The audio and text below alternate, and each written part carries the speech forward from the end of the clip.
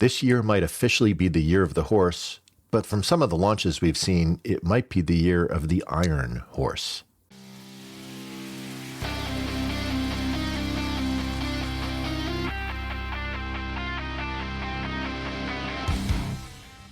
Welcome to the Throttle and Roast podcast. I'm your host, Neil Smearshart. The Chinese New Year begins in just a few short weeks, but it's also bringing a ton of new motorcycles from China to markets around the world. I'll look at some of the history of some of these Chinese brands making waves and look at some of the new models launching in 2026 that have designs we wouldn't have seen on older Chinese bikes. Have the Chinese manufacturers become more than just the cheap option? So we have to start with the pink elephant in the room. China is a manufacturing powerhouse. Almost any kind of product that you want to purchase around the globe has likelihood that it is produced in China. They have really focused over the past 50 years, really, of just building up their manufacturing prowess.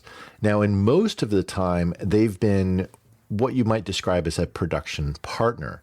So usually it was another manufacturer who was designing the parts, who was marketing the products, and they were having them produced in China, mostly because they had low-cost labor and they had the factory capabilities to be able to do this. And this is across every industry. It could be in electronics, it could be in manufacture of toys. But what has started to change in recent years, and roughly I'd say about the past 10 years, is that China has not only been the manufacturer of like literally producing the parts or the products, but has actually started to become the whole creator of this. And you see this with a few different things. If you think of the drone market, DJI has been building drones in there. If you think of the action camera, especially on the 360 camera, Insta360, another Chinese brand.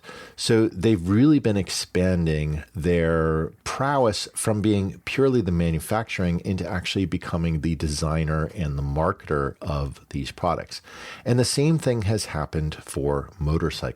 And in particular, there's a few different brands that I'll highlight here that have really been a pure Chinese manufacturing brand.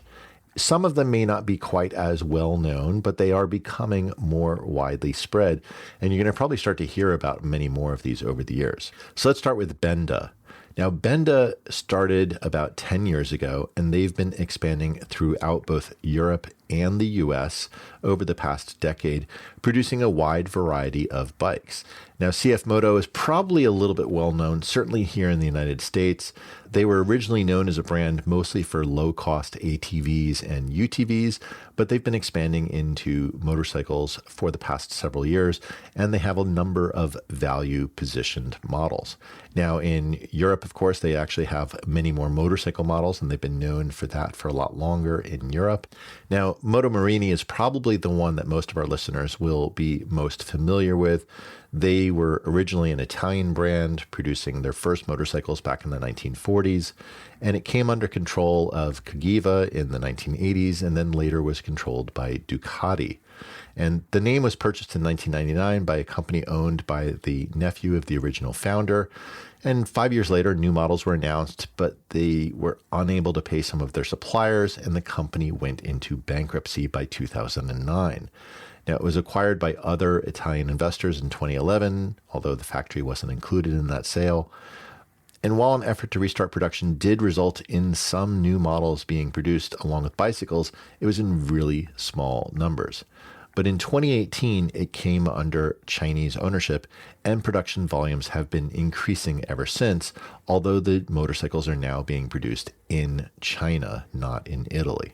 Now, QJ Motor is another probably not well-known name, and perhaps not even one you'd care to remember. I mean, this is one of the unfortunate things with some of the brands that we'll highlight here is it's a couple of initials and then motor or moto.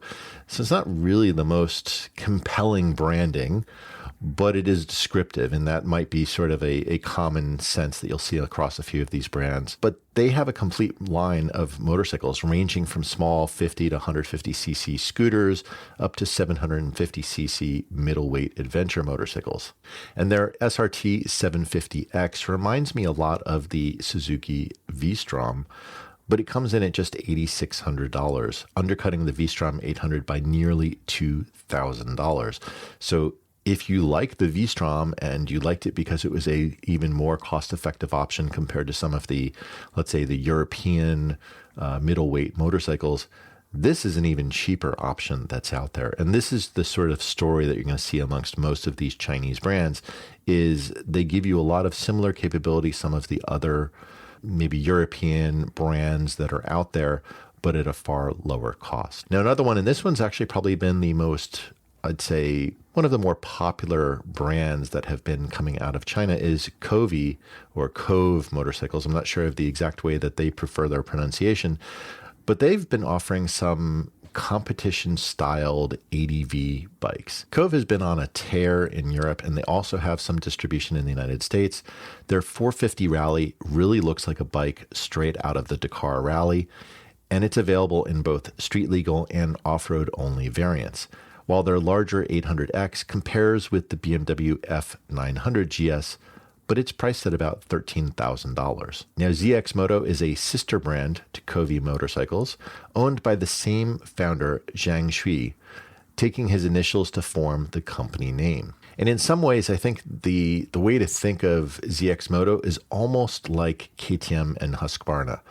They are sister brands, and a lot of the engineering under the hood is exactly the same, with some minor stylistic differences. So it is a way that you can still get some of those Kove motorcycles, but in another brand, and maybe you prefer styling of one versus the other. And another one that's also been pretty well known is Vogue motorcycles, or Vogue, depending upon how they prefer pronunciation. And this is produced by Lansin, and they're well known as a low-cost engine manufacturer, and the Lansin motors have been used in a lot of other brands. Now, Vogue has become its own brand, covering much of Asia and branching out into Europe and South America. It's not yet in the US, but that may change in the coming years. And they offer sport models ranging from 250 to 660 cc's, naked bikes from 125 to 625 cc's, dual sport and adventure motorcycles ranging from 300 to 900 cc's, plus scooters, cruisers, and even e-bikes. Now, the big story of all of these brands of Chinese manufacturers is that they've been having a growing presence, pretty much starting, I'd say, in Europe, which, if we're kind of honest about it, Europe has a larger motorcycle scene than the United States. Obviously, Asia is even larger still. They've been growing in presence in Europe and starting to come into the United States. For our listeners here in the US, these are probably brands you're going to start to see a little bit more often than you might have in the past few years. And compared to European or US manufacturers, the Chinese motorcycles come in thousands less than an equivalent bike from the more legacy motorcycle manufacturers. And with Harley's average model selling for $30,000, Royal Enfield has really been a lot of the value option that looked great, but was a low-cost model, certainly here in the US. And that's why I think their sales have continued to climb. Even in Europe, their sales have climbed. But now you have some of these Chinese motorcycles that are also offering similar good looks and prices. So it's not just going to be Royal Enfield that is offering these value-priced models within major markets like Europe and the US. Now, the next thing I want to cover is some of the new models that have come out, because this is really, I think, what to me has been the most eye-opening as you're looking at some of these other brands. If we're kind of honest about it, most of the time, Chinese bikes in the past were really bare bones, both from a specification perspective and, quite frankly, from a design perspective. They weren't anything that you sat there and said, like, that's a really good looking bike. It was kind of like, it's got two wheels, it's got an engine, pretty ugly, but it was cheap. And while that utilitarian approach kept prices low, it just wasn't the kind of bike that you might be proud to show off or even to be riding around in. It was utilitarian, and that was its intention. The other problem is that some of these bikes were not just low cost, but also low quality. They may not have had a lot of the fit and finish that we come to expect with some of the higher end brands, and they may not have lasted quite as long. The tolerances and everything of the precision of manufacturing was just, it was meant to cut corners and keep it cheap. But they've started to shift this focus onto more of a high quality motorcycle over the past few years. Now, the other one, and this is the one that's the most surprising to me, is that the designs have changed as well. Some of these designs will actually catch the eye of some of your fellow riders, and you might get a lot of questions like, what kind of bike is that? Not in a dismissive or negative way, but out of genuine interest, because some of these designs are actually quite fetching. They actually look really good. So I want to start with some of the cruiser style motorcycles. Now, if you are an American cruiser rider, you might have the perspective that if it's anything less than 1800 cc's, you're like, that's not even a motorcycle. That's a baby bike. And while that is certainly a perspective that some of the classic large-engined V-twin motorcycles have had for a long time, it does not necessarily reflect the totality of the motorcycle market. Certainly, Honda has had some smaller capacity bikes over the years. Triumph, of course, if you look at their Bobber, you look at the Speedmaster, these are smaller than a typical large V-twin would be, but still a compelling option. And the Benda Napoleon Bob 500 kind of fits this framing. And if you look at it visually, I think the bobber rear end is reminiscent to me of the Triumph bobber with that floating seat. And it's a really cool design, just having that floating seat. It's one of the things I really love about the Triumph bobber. But this motorcycle has that same visual.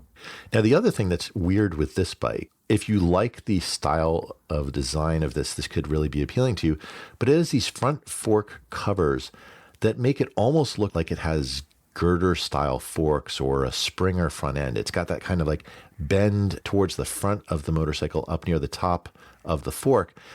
And it's not a real thing. It's just a cap that's sitting on top of it. When you're looking at it from a distance, it gives the outline of that style. And this can be really a cool visual design language to have. Now, it does have the forward controls, and it also has a bit of a gold tone to the engine, which to me kind of looks a little bit like the new Harley Sportster or even the Ducati magnesium-colored V-twin engines that we've had. So it has a little bit more of a modern engine coloring. But the cool thing, and this is where I think it works really well for our European listeners, is it fits into the A2 license restrictions with just 47 horsepower. And it's a really good looking option aimed at really those earlier 10-year riders that might even keep their attention for many years, because it's a really good looking bike. And I was surprised when I saw this because it's not what I would expect from a Chinese manufacturer. And a lot of the bikes that I'm going to go through this episode are reflective of that. These are surprise to me of, wow, these are really pretty good looking bikes. Now, another bike from Benda that I want to highlight is the Dark Flag 950. Now, if you're looking for something that has a little bit more punch than the one that we just covered with a 500cc engine, the Dark Flag 950 is a V4 delivering 109 horsepower with 63 foot-pounds of torque. This gives it 0 to 60 in just under 4 seconds. So it's not a slow bike by any scope of imagination. It's going to be a pretty quick bike. And as I've said before many times on this podcast, to my mind, once you get around 100 horsepower, you've got a good, fun bike that will give you a spirited ride on public roads. Yes, it's not a 200 horsepower sport bike, but you can't necessarily leverage those fully on public roads. At a track, they're amazing. But I think 100 horsepower gives you that really nice sweet spot. Now, to my eye, this particular bike has many elements of the Indian Scout line. Though it's maybe not quite as polished, at least visually, it does give a lot of the essence into that. And you can bet it's coming in at a far cry less than a Indian Scout would. Now, of course, these couple bikes that we've highlighted are, on the smaller end of the spectrum in terms of engine capacity. And a V4 may not be a design that you might look at and say, hey, that is to me a typical traditional cruiser. Well, this is where we have the Benda Rock 707. And this sort of splits that difference between that 500 and 950 in terms of engine capacity. But it's a 692cc V-twin. Now, it also has adaptive suspension to help lower the ride height at a stop, along with an electronic clutch this really could be something that can appeal to those newer riders, especially those ones with shorter legs, where they want the ease of access of having a lower ride height, but they want that traditional V-twin, but they don't want to break the bank. This could be a really cool option. And if you are maybe a little bit more stuck, you need to kind of keep for that lower engine capacity. There's also the Benda Rock 250 with a CVT. And this marries the clutchless transmission of a scooter with a small capacity V-twin, and you get a very beginner-friendly cruiser that's not really bad looking at all. It's a pretty decent looking bike. And again, the caveat that I have to say is like they're not going to be to the fit and finish polish that you'll get with maybe like a Harley Davidson or some of the European brands. But the price point is just not even in the same playing field. And that's the real essence. Is what I like about the fact that these bikes are out here is you can get a pretty decent looking motorcycle that's not going to break the bank. And they're making it so that it's available for earlier tenure riders where it's not going to be overwhelming. It's not going to be so intimidating as spending $30,000 on a 950 pound Harley Davidson when this is your first bike. I mean, it's not realistic for most riders to get as their very first bike. And these are changing that dynamic. And perhaps the bike that I think is the most surprising to me, at least visually, of the Benda bikes is the LFC 700. And this is really, if you love that fat rear tire performance cruiser looks of a Ducati DFL, but your wallet and quite frankly, maybe your spouse says no, the new Benda LFC 700 might be the answer. And it has an insanely huge 310 35 R18 rear tire. And this bike visually just yells it's meant for straight line performance. Now, while the 84 horsepower from its inline four won't match the Ducati DFL V4's 168 horsepower, nor will the 630 pound curb weight, it's a sure bet that your wallet will forgive that performance gap. It's around 12,000 euros or 9,200 pounds, which is a far cry from the nearly 30,000 euros that a DFL V4 costs. And that's the problem here is you have to think you're getting a bike that has similar visuals. It's not exactly the same. I still think the DFL is a better looking bike, but for less than half the price. And that's the real story of Benda. Now, if you're a sport bike rider, you're not left out of the cold with some of the Chinese brands either. One of the new bikes that I think is really interesting is the CFMoto 750 SR-R. And this is a 110 horsepower inline four-cylinder engine. And while it is down on power compared to maybe some other modern super bikes, certainly in the 1000cc class where we're pushing over 200 horsepower, it still has some of the electronics that are pretty common amongst this class. So you have a 6-axis IMU or inertial measurement unit, giving you cornering ABS, traction control, ride modes, and it also has Insta360 camera integration, again, a fellow Chinese brand, as we mentioned, keyless ignition, tire pressure monitoring. Now, pricing hasn't been announced quite yet, but there is a sibling bike for it, which is the 750 SR-S. It's less of the race-focused bike. And that bike is just $6,300 here in the US. So this bike will probably be within a handful of hundreds of dollars of this.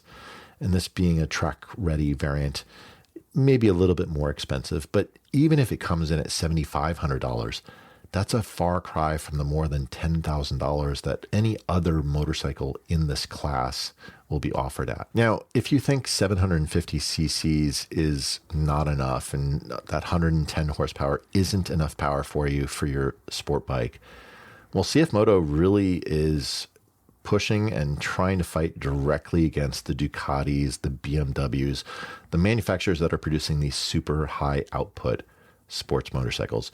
And they have the V4 SR-RR. Now, RR in most motorcycles tends to be a race replica, sort of a designation. And in this application, it's really not all that different. They're claiming 210 horsepower with semi-active electronic suspension It has active aerodynamic winglets, which are pretty common amongst most of these bikes. The BMW S1000RR has had this for a few years at this point. And with a weight under 440 pounds, this has all the makings of a proper track weapon. Now, while it was presented as a prototype, we could see production models as soon as 2027. And I can guarantee you it will be significantly cheaper than a Ducati Panigale or a BMW S1000RR, let alone the M1000RR.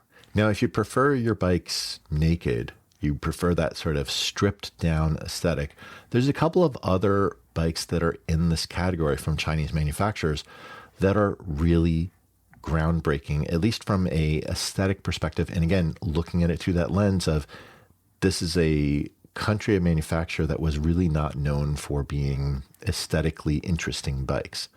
And the first one I want to talk about is the Benda P51. And when I hear P51, I think of the P51 Mustang, the aircraft that was used in World War II.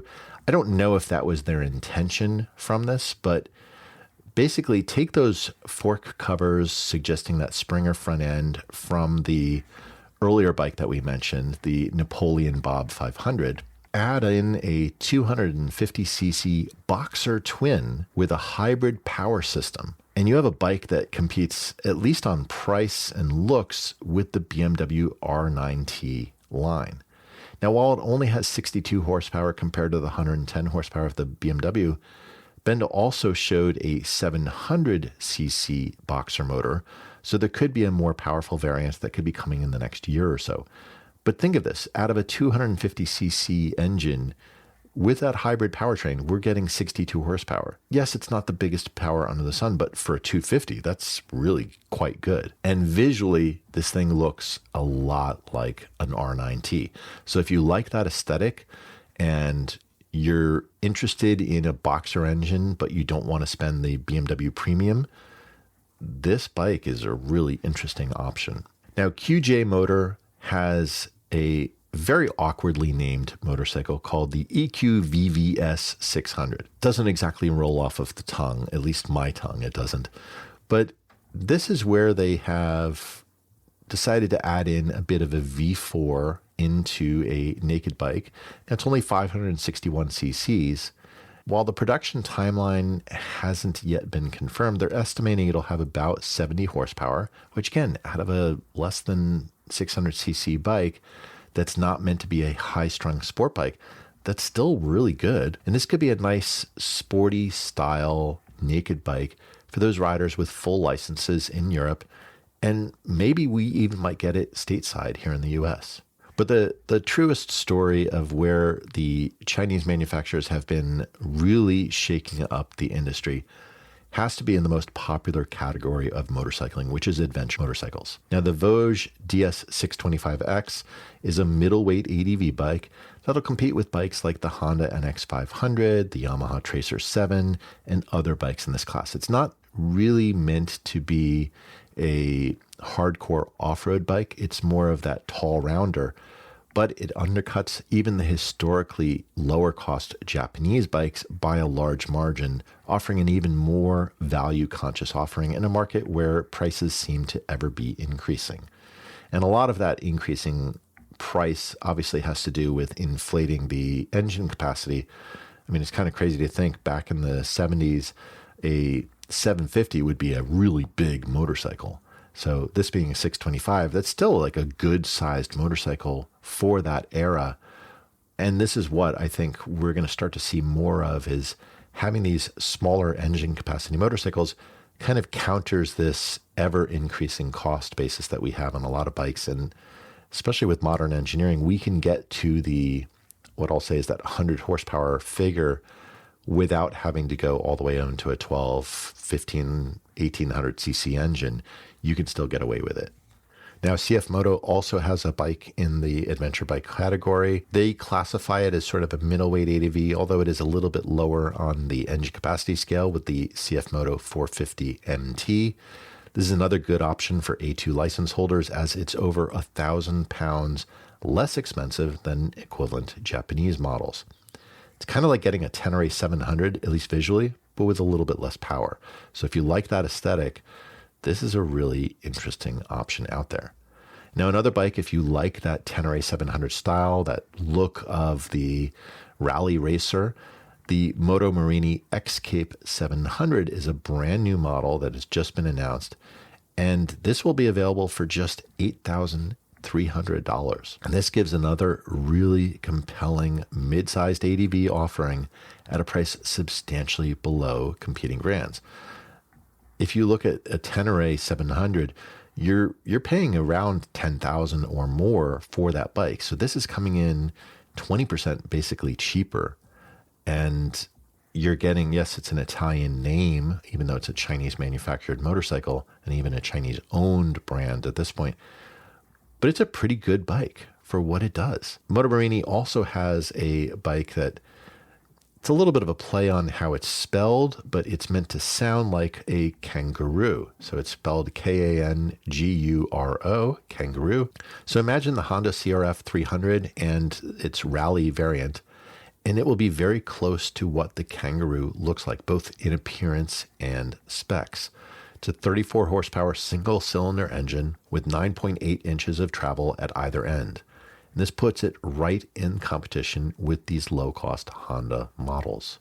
Now, if you love Triumph's adventure bikes, but you don't love Triumph prices, look at the QJ Motor Rhino 900. And this features an inline triple, often associated with Triumph's adventure line. And this bike should put out about 120 horsepower. And with styling from a European design studio, it's a handsome looking road-biased adventure tourer. And it will likely be priced far below competitive brands.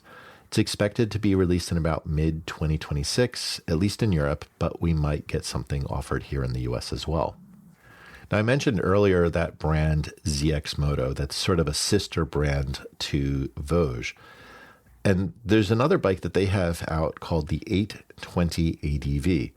And this, again, looks a lot like a V-Strom with the same engine as the CFMoto 820RR sport bike and their naked variant. And in those applications, the engine produces between 128 and 148 horsepower, while the tuning for the ADV model gives it 115 horsepower out of this inline triple at about 800 cc's. So it's a pretty decent power output for this kind of a application and gives you an opportunity to have perhaps something that's more powerful than you would get out of a V-Strom, but with similar aesthetics and certainly a lower price point. Now, as I mentioned, the Kove is really a sister brand to CFMoto, and the CFMoto 450 Rally looks, to my eye, almost exactly like the Kove 450 Rally.